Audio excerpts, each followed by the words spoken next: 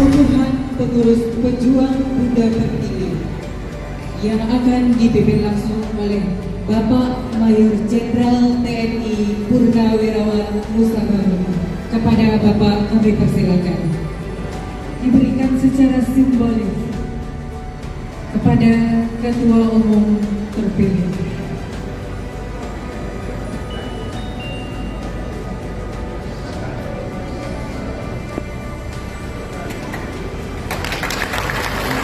Sekali lagi buat Ketua Umum terpilih Ibu Stesan Nazar Kanin. Kita sadar bahwa hari ini kita akan memasuki pemilu 2024 dan Pak Prabowo sudah dideklarasikan untuk maju kembali. Banyak yang bertanya di awal, apa iya maju lagi? Sudah kalah, kenapa maju lagi? Kalah, maju lagi. Mungkin orang yang nyinyir ataupun orang yang berpikir negatif, mungkin dia akan membesar-besarkan tentang itu. Tapi orang lupa, kita-kita yang berada di barisan Pak Prabowo tahu apa sesungguhnya yang di hati Prabowo. Karena Prabowo bukan seorang pecundang, bukan seorang yang gila jabatan atau yang mengejar-ngejar kekuasaan. Tapi Prabowo punya mimpi. Apabila dia diberi Tuhan untuk memimpin Indonesia, dia punya mimpi untuk membawa Indonesia menjadi negara hebat. Saya kebetulan, ibu-ibu yang belum kenal saya kebetulan sudah sama-sama beliau. Kami sudah jungkir balik mengadu nyawa untuk bertugas demi negara, ke timur-timur, ke Papua, ke Aceh. Jadi saya tahu siapa Prabowo sesungguhnya.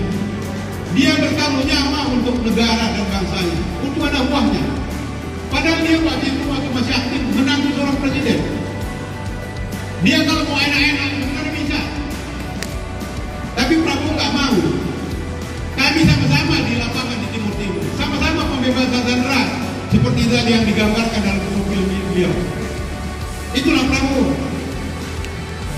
Jadi dia selalu berada bersama-sama anak buahnya. Jadi hari ini mungkin ibu-ibu juga melihat Prabowo sudah tua, atau juga mungkin ada meragukan, wah udah pincang-pincang. Iya memang, tapi pincangnya itu bukan karena dibuat-buat, tapi karena patah membela negara ini. Ya. Jadi Pak Prabowo mengatakan hari ini kita bersatu dengan Pak Jokowi, dan sekarang beliau berdua memberi contoh kepada kita semua apa artinya persatuan. Bukan hanya di mulut persatuan Pancasila. Mereka berdua sudah buktikan demi persatuan, mereka bersatu demi rakyat dan demi negara. Inilah menjadi panutan kita. Jadi kalau hari ini kita bisa melihat bagaimana kedekatan Pak Jokowi dan Pak Prabowo, karena dari hati dua-duanya. Dua-duanya ingin berjuang untuk memajukan Indonesia. Kita butuh kesinambungan pembangunan.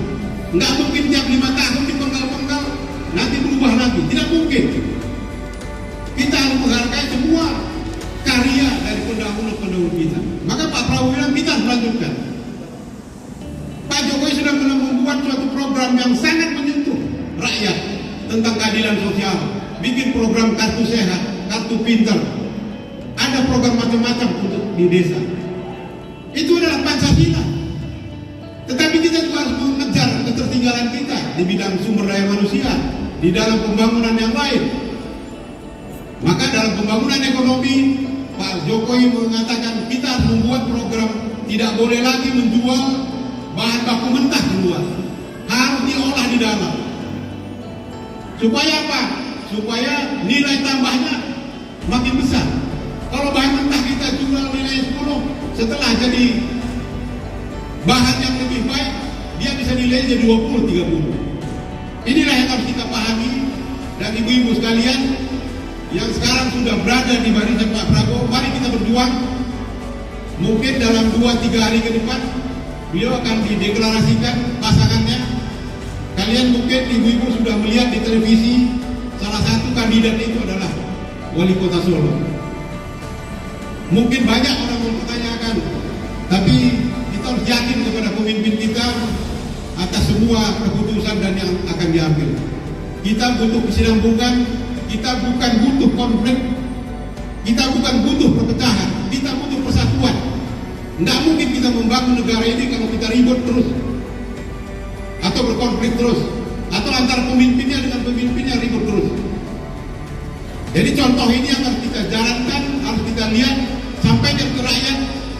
Apapun yang dilakukan Pak Prabowo hari ini bersama-sama dengan Pak Jokowi. Untuk itu kita harapkan kelanjutan kepemimpinan Pak Jokowi ke Pak Prabowo akan bisa melanjutkan semua program yang sudah ada dan meningkatkannya menjadi lebih hebat dan lebih baik. Itulah harapan saya selaku pembina pejuang Buddha Pertiwi.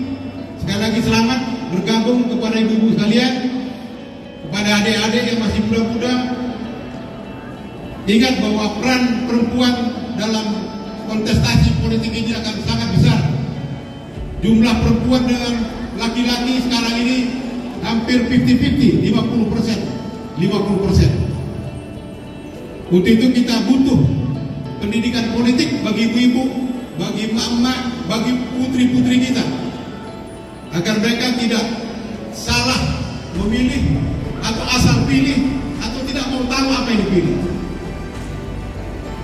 Satu suara yang kita coblos di TPS atau di kotak suara itu adalah menentukan masa depan kita semua, masa depan bangsa kita, dan menentukan masa depan anak cucu kita.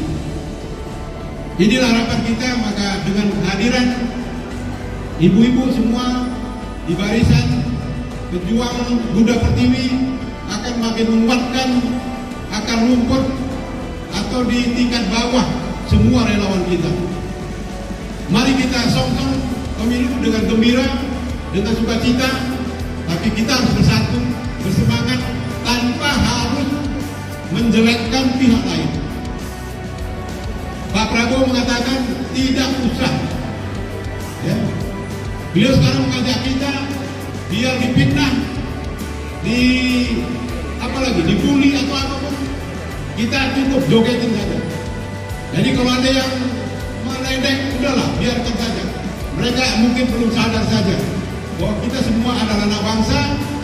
Kita butuh pemimpin yang mampu menyatukan kita semua dari Sabang sampai Merauke.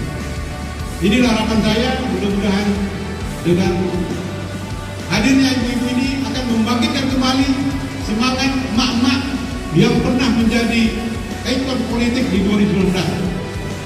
Inilah harapan kita semua, sehingga dengan hadirnya ibu-ibu ini akan bisa menginspirasi kembali emak-emak bahwa peran emak-emak dalam politik kita tetap kita butuhkan, dan emak-emak adalah menjadi salah satu kekuatan di belakang Pak Prabowo.